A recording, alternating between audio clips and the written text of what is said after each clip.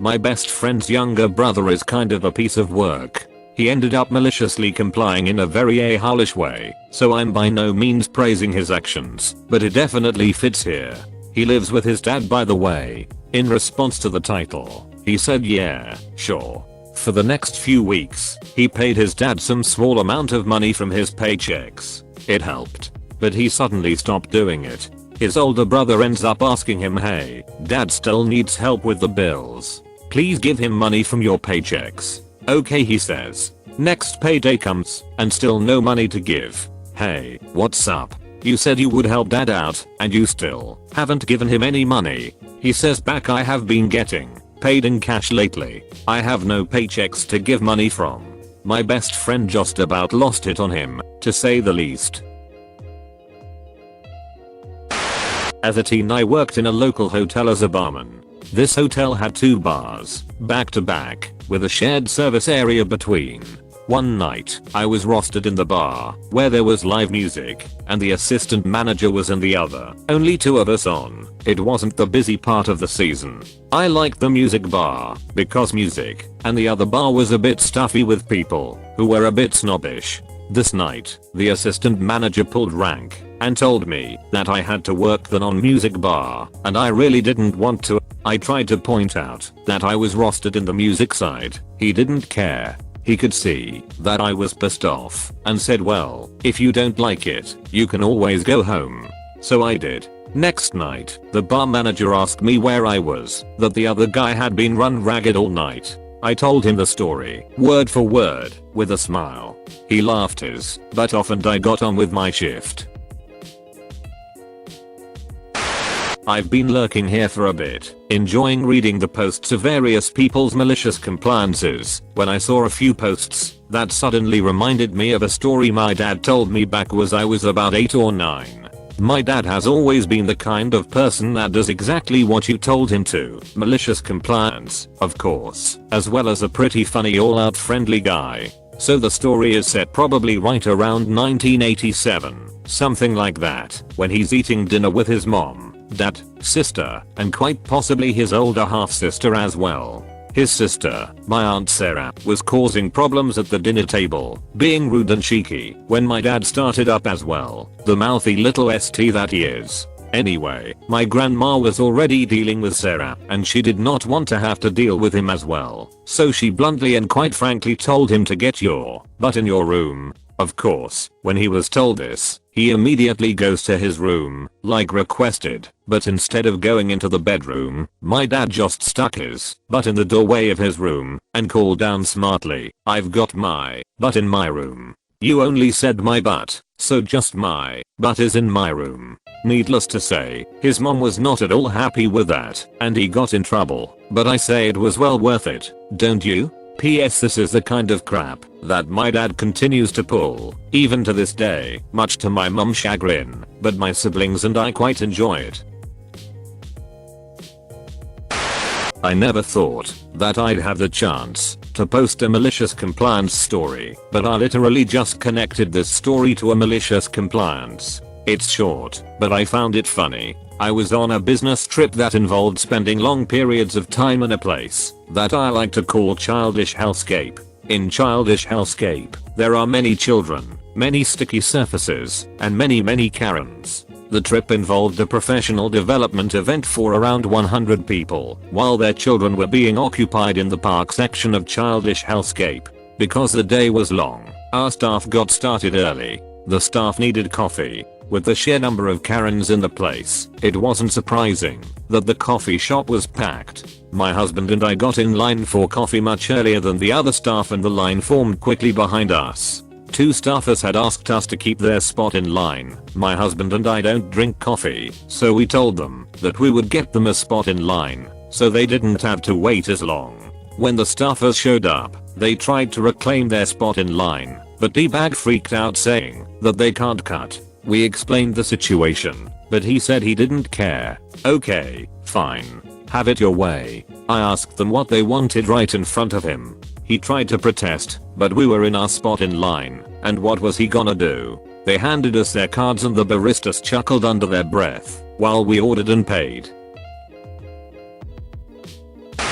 As a teen, I worked under the golden arches of MCD. I was treated like crap on the daily, always catching the crap jobs and getting rotted at the last minute. It was a Saturday night, and I got off my shift and went to a house party. We drank and drank and drank like teenagers do, British teenagers, and come Sunday morning I was hanging 9 AM. As I'm heading to the bus stop, my phone rings. My boss kicking off that I'm not in work.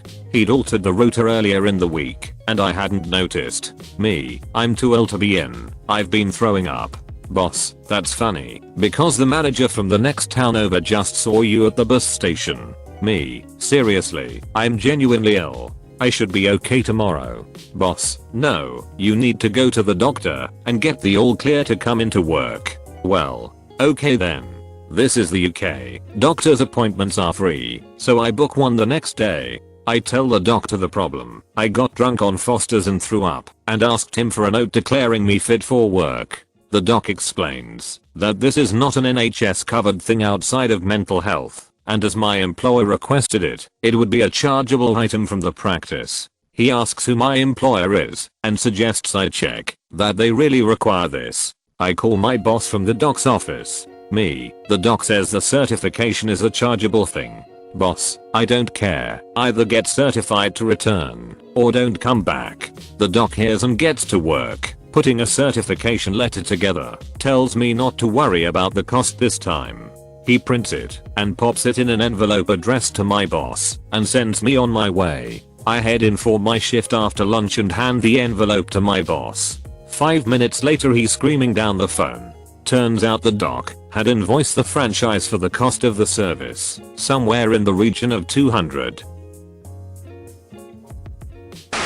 I worked at a cafe for about 5 months. In this time, I saw blatant disregard for basic food and workplace safety. Regardless of how many times I brought it up, I was always told that I didn't know what I was talking about, because leaving dairy and egg products out in a 30°C kitchen for 4+ hours is complete safe to keep and reuse right. There were a bunch of workplace health and safety violations that were, and I quote, too expensive to fix.